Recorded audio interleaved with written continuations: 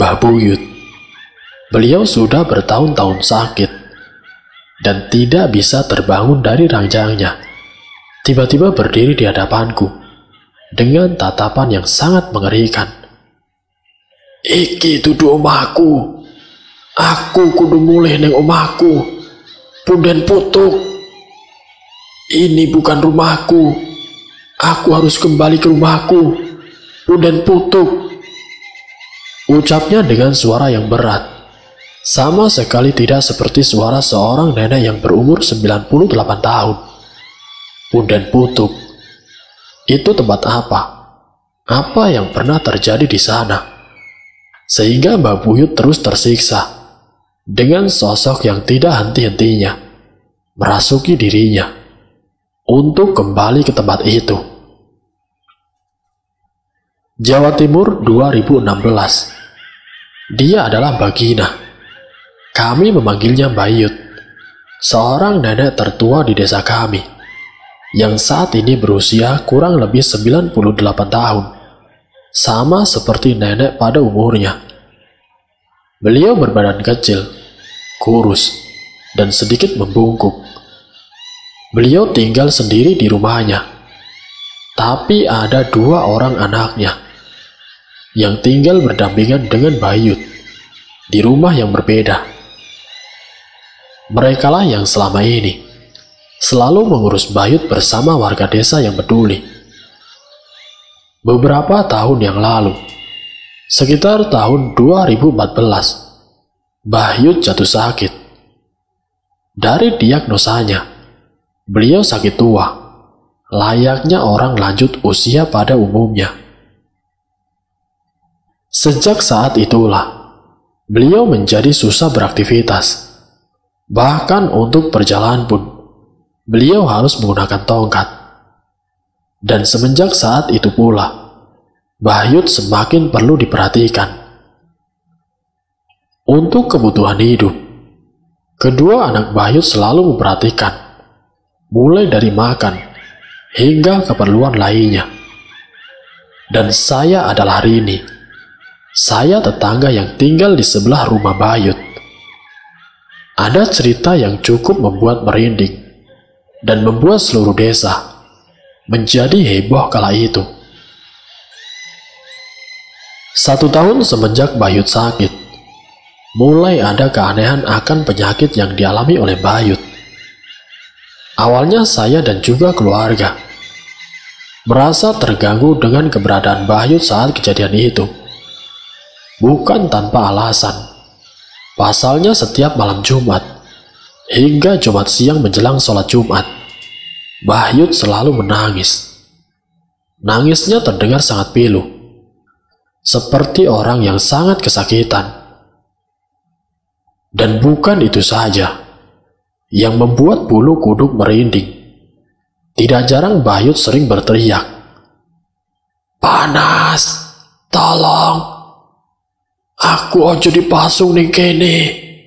Awakku kobong. Tulungan aku. Aku didadung ning dhuwur gedhek." Dan dalam bahasa Indonesianya, "Panas, tolong. Aku jangan dipasung di sini. Badanku terbakar. Tolong aku. Tolong aku di tali atas bilik bambu." Hampir setiap malam Jumat, beliau pasti kumat dan berteriak, mengatakan hal itu. Namun ternyata, semakin lama teriakan itu tidak hanya terjadi setiap malam Jumat. Semakin lama setiap malam, Bayut menangis sambil berteriak seperti itu. Kebetulan kamar saya dekat dengan rumah Bayut, jadi saya selalu mendengar teriakan Bayut setiap kali dia kambuh. Nah, masalahnya aku merasa ada sesuatu yang menurutku tidak wajar. Setiap Bayut kambuh dan berteriak, entah mengapa aku merasakan ada sesuatu yang mengerikan dari arah teriakan tersebut. Saya tidak pernah bisa tidur sendiri, hingga saya memilih untuk tidur bareng dengan bapak, ibu, dan juga adikku. Kami sekeluarga memiliki kebiasaan, kalau setiap pada maghrib, sepulang kami sholat, kami selalu main ke rumah Bayut. Biasanya kami menjenguk beliau, sekaligus menemani Bayut, dan juga anak cucunya. Ada lagi kebiasaan Bayut, yang menurutku tidak biasa. Beliau kalau tidur, bisa 3-4 hari tidak terbangun. Dan ketika sudah terbangun, beliau bisa 3-4 hari juga tidak tidur. Beliau benar-benar terjaga. Buatku itu adalah suatu kebiasaan yang menurutku sangat tidak masuk akal. Nah, saat Bayut terbangun itulah, Bayut sering kambuh, menangis, berteriak-teriak seperti yang saya ceritakan. Hal itu terjadi selama bertahun-tahun, tanpa adanya perubahan. Bahkan anak dan juga menantunya harus bergantian untuk berjaga dan rela meninggalkan pekerjaannya demi menjaga Bayut. Saat ini sudah bertahun-tahun Bayut ada di dalam kondisi itu. Semakin lama fisik Bayut juga semakin lemah. Bahkan untuk makan pun, Bayut harus disuapi, dan benar-benar tidak bisa apa-apa. Tapi tetap saja, Bayut masih sering kambuh berteriak, terutama setiap malam Jumat. Suatu ketika di malam Jumat, bapak-bapak di lingkungan saya sedang mengadakan kegiatan yasinan di masjid. Sebenarnya itu adalah kegiatan rutin. Dan waktu itu bapak saya dan juga anak laki-laki yang lain juga ikutan yasinan. Alhasil yang nungguin di rumah Bayut hanya kami para wanita. Ada saya, adikku, Yati, ibu dan juga Mbak Uti, bersama anak dan juga menantu Bayut. Sambil menunggu, kami menonton televisi bersama yang lain. Tapi tiba-tiba, Yati berbicara dengan nada bergetar. "Mbak, Ibu, itu Bayut," ujar Yati. "Iya, Ti, Bayut di kamar," balas ibu masih fokus dengan film yang ia tonton. Tidak seperti ibu, aku penasaran dengan perkataan Yati. "Bayut sudah sembuh. Bayut bisa berdiri sendiri," ujar Yati mencoba menjelaskan. Seketika aku menoleh ke arah yang dituju oleh Yati. Benar ucapannya. Apa yang kulihat benar-benar tidak masuk akal. Bayut tiba-tiba duduk sendiri dan juga berdiri. Seketika kami semua terkejut dan takut. Jelas saja selama ini Bayut sudah bertahun-tahun tidak bisa berdiri dan hanya terbaring di kasur. Sedangkan kali ini, beliau bisa berdiri seperti orang sehat. Dan satu lagi, Bayut berbicara dengan kata-kata yang aneh. "Aku mau pulang. Ini bukan rumahku." Kami semua merinding. Tidak ada yang berani mendekati Bayut selain ibuku. Jangan ngawur, Mbah. Mau pulang kemana? Ini loh rumahmu sendiri, Mbah," tutur ibuku. "Ini bukan rumahku." Bayut masih tetap dengan ucapannya. "Rumahku di tempat yang jauh, di Punden Putuk. Ini bukan rumahku," lanjut Bayut. Selama ini ibuku memang termasuk seseorang yang peka dengan hal-hal yang berhubungan dengan gaib. Ia pun memegang tangan Bayut, sembari menatap tajam matanya. Entah apa yang terjadi. Tiba-tiba Bayut berteriak dengan suara yang berbeda. Suaranya terdengar berat, seperti suara laki-laki. Terlihat amarah di wajah Bayut. Kamu anak kemarin sore, jangan berani-berani melototi saya, ancam Bayut dengan suara yang mengerikan. Saat itu ibuku segera meminta tolong menantunya Bayut, yang bernama Banimas, untuk memegangi tangannya. Aku ikut memegangi kakinya. Di sebelah kami semua ada Mbak Uti, yang berdoa sebisa beliau, dengan harapan bisa menenangkan Bayut. Entah apa yang dipikirkan oleh Banimas. Tiba-tiba dia berlari ke belakang dan mengambil air comberan. Ia membawa ke hadapan Bayut, sembari berteriak, "Keluar kamu, atau aku cekoki air comberan ini." Aku sama sekali tidak menyangka cara itu akan berhasil. Dan ternyata Bayut juga masih terus memberontak, sampai Banimas mengguyur air comberan itu tepat ke tubuhnya Bayut. Dan benar saja, anehnya Bayut langsung bisa tenang. Aku, ibu, dan Mbak Uti juga terkejut dengan kejadian itu. Bagaimana bisa seseorang yang sedang kerasukan bisa sadar hanya dengan disiram air comberan? Apalagi air itu benar-benar bau. Tapi kata Mbak Nimas, kalau Bayut kumat, satu-satunya cara yang dilakukan adalah hal itu, menyiramnya dengan air comberan. Suatu saat di malam Jumat yang lain, kami mampir lagi ke rumah Bayut. Saat itu kebetulan saya tidak bisa ikut ke rumah Bayut, karena sedang dikejar deadline, hingga terpaksa di rumah sendirian. Dari dalam rumah, saya mendengar suara Bayut kambuh lagi. Dia nangis sambil berteriak seperti biasa. Sebenarnya saya sudah terbiasa dengan hal itu dan tidak terlalu menggubrisnya. Sampai akhirnya ibu memanggil saya dengan berteriak dari rumah Bayut, "Duk, Duk, tolong jemput Mbak Fari, Duk," teriak ibuku. Mbak Fari adalah anak dari Bayut. Pada jam itu, Mbak Fari sedang yasinan. Katanya mereka yang di rumah Bayut sudah kewalahan. Didoakan hingga cara terakhir disiram air comberan kali ini tidak mempan. Dengan segera, aku berlari menghampiri Mbak Fari yang sedang mengaji.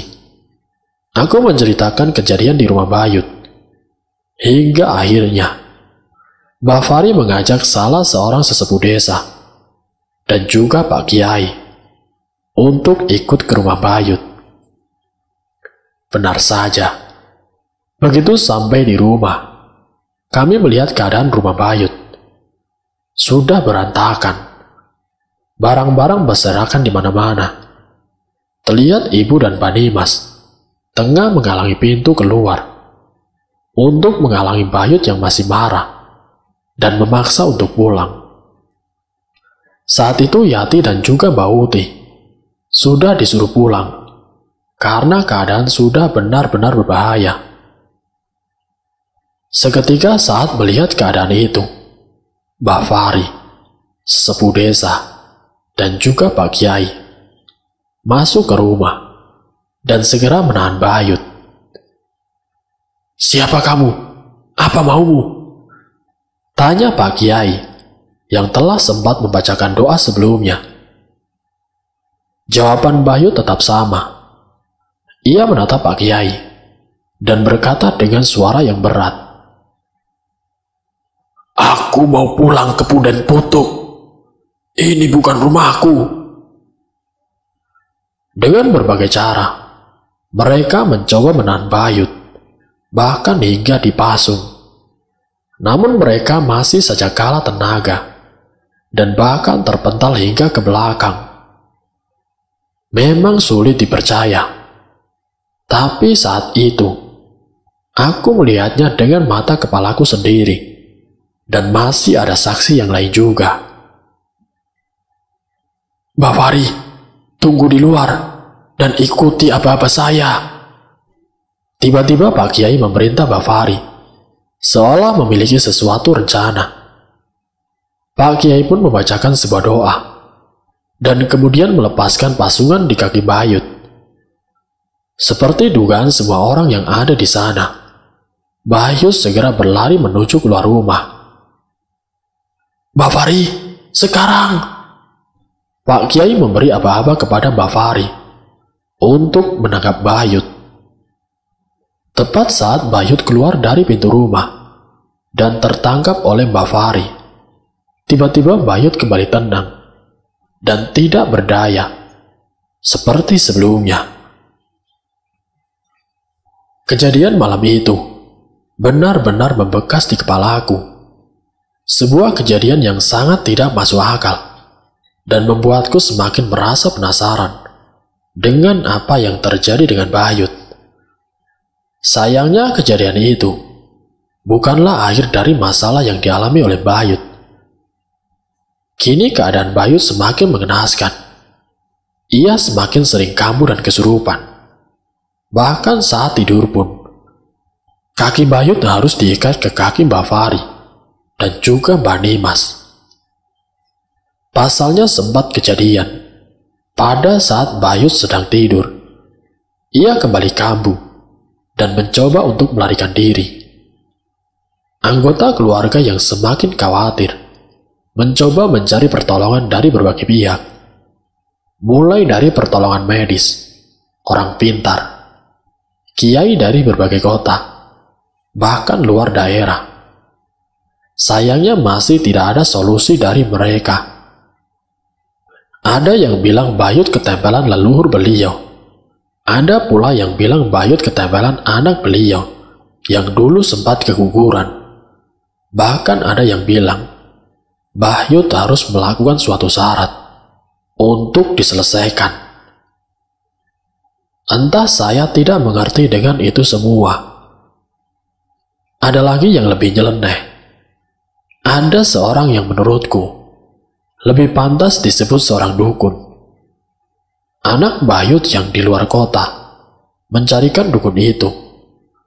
Menurut dukun itu, rumah Bayut dikirim sesuatu, seperti halnya dengan santet. Dukun itu pun melakukan ritual di rumah Bayut.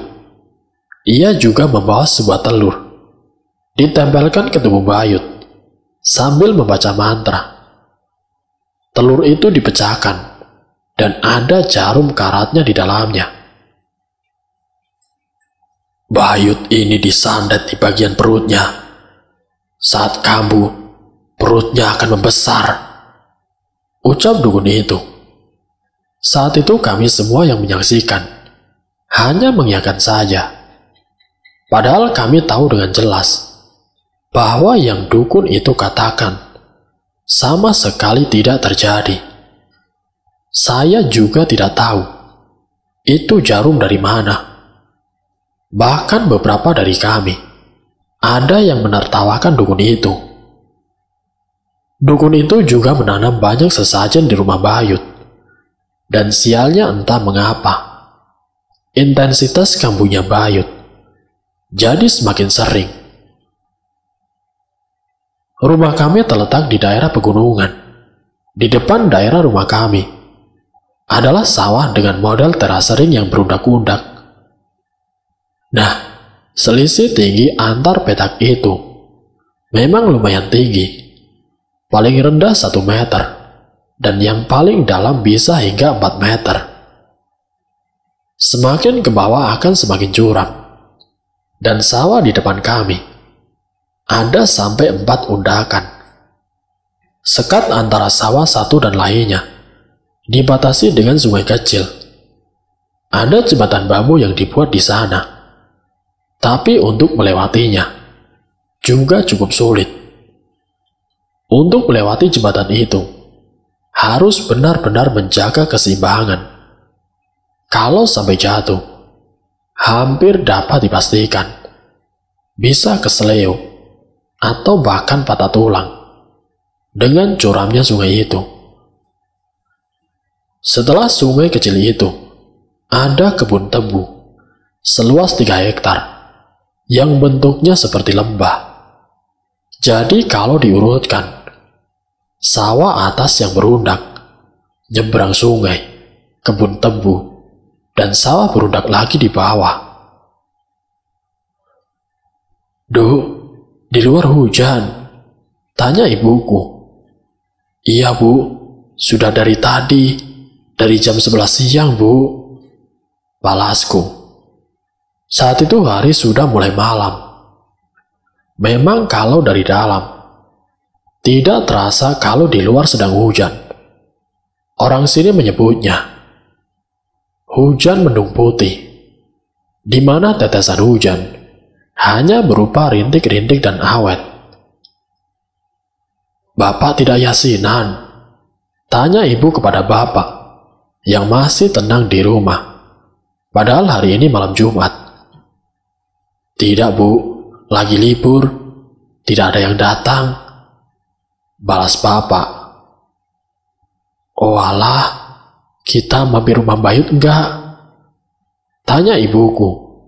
Kami semua saling menatap, saling menunjukkan rasa malas, sambil menonton televisi. Kami pun sepakat untuk tidak menemani Bayut. Saat hari semakin larut, tiba-tiba bapak menyeletuk. "Tumben ya, Bayut malam Jumat begini tenang-tenang saja.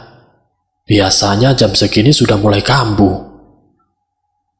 "Iya, Pak, mungkin lumayan bisa tenang," balasku sembari masih menikmati menonton televisi bersama yang lain. Aku ingat sekali, hari itu Kamis Legi. Awalnya kami serumah merasa senang karena tidak mendengar suara berisik seperti biasanya. Dan saat kami intip keluar, kondisi di rumah Bayut juga adem ayem.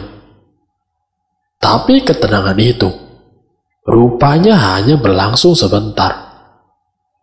Tepat pukul 9, kami semua selesai menonton televisi dan masuk ke kamar masing-masing. Kami sudah yakin akan bisa tidur dengan nyenyak, apalagi kamarku yang paling berdekatan dengan rumah Bayut.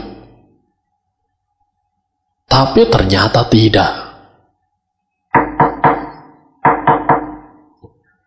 Terdengar suara ketukan pintu di rumah kami malam itu. Aku menoleh ke arah jam dinding. Saat itu jam 12:30 malam. Aku yang merasa aneh, hanya membiarkan saja tanpa berani membuka. Tapi semakin lama, terdengar suara orang berteriak memanggil.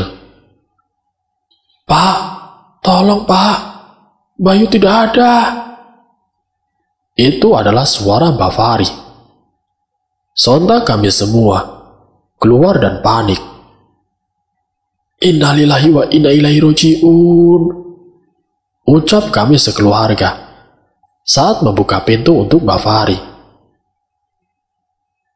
"Tidak, Pak, Bayu tidak meninggal, Bayu hilang," jelas Mbak Fari. Kami pun kebingungan, kemudian meminta penjelasan Mbak Fari. "Sekitar jam 12 tadi, saya terbangun untuk ke kamar mandi. Jadi saya melepaskan ikatan kaki saya kepada Bayut. Dan ketika kembali, tiba-tiba Bayut sudah tidak ada," jelas Mbak Fari.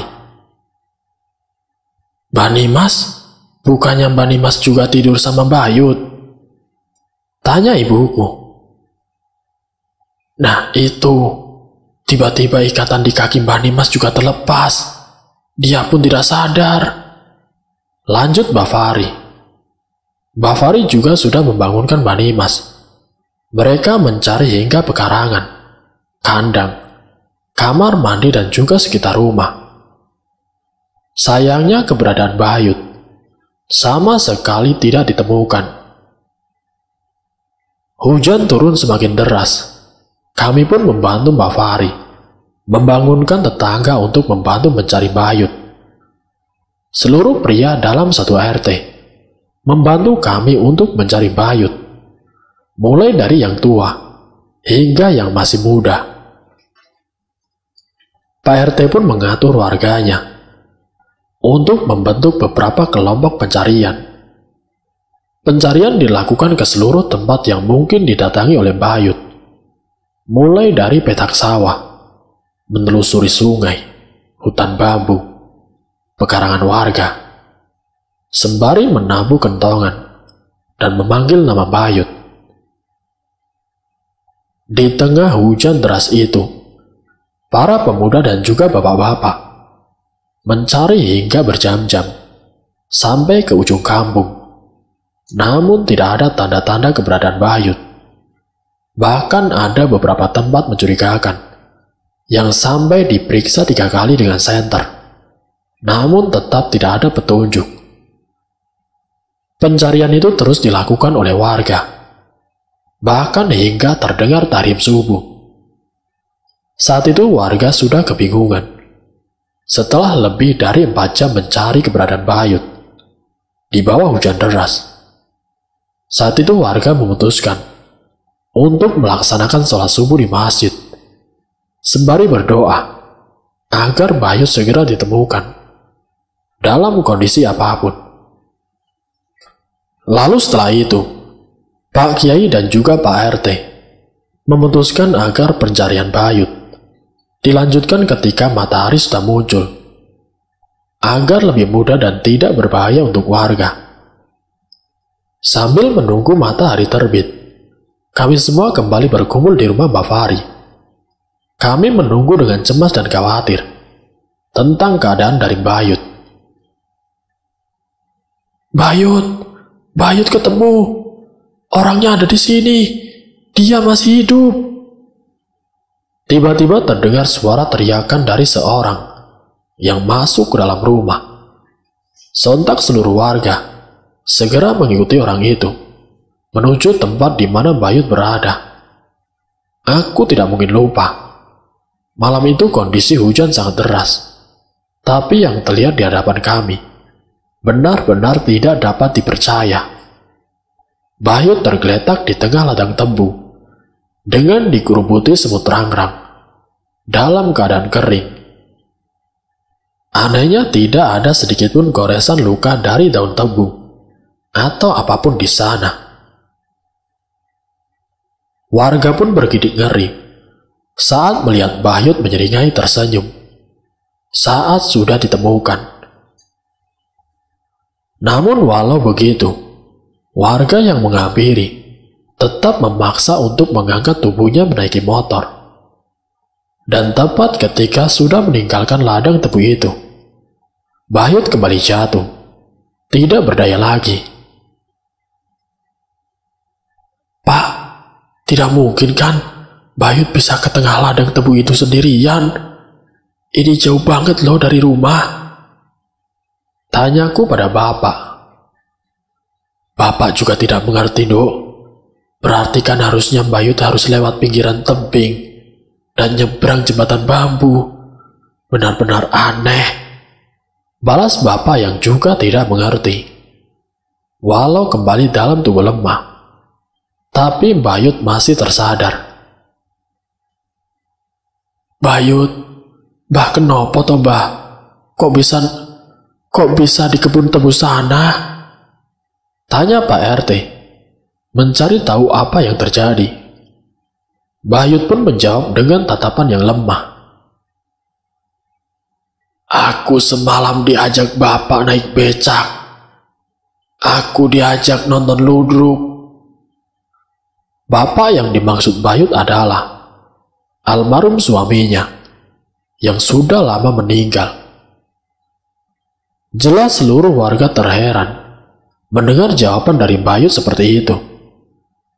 Namun karena sudah memastikan Bayut sudah tenang, kami dan seluruh warga pun memutuskan untuk pulang ke rumah masing-masing.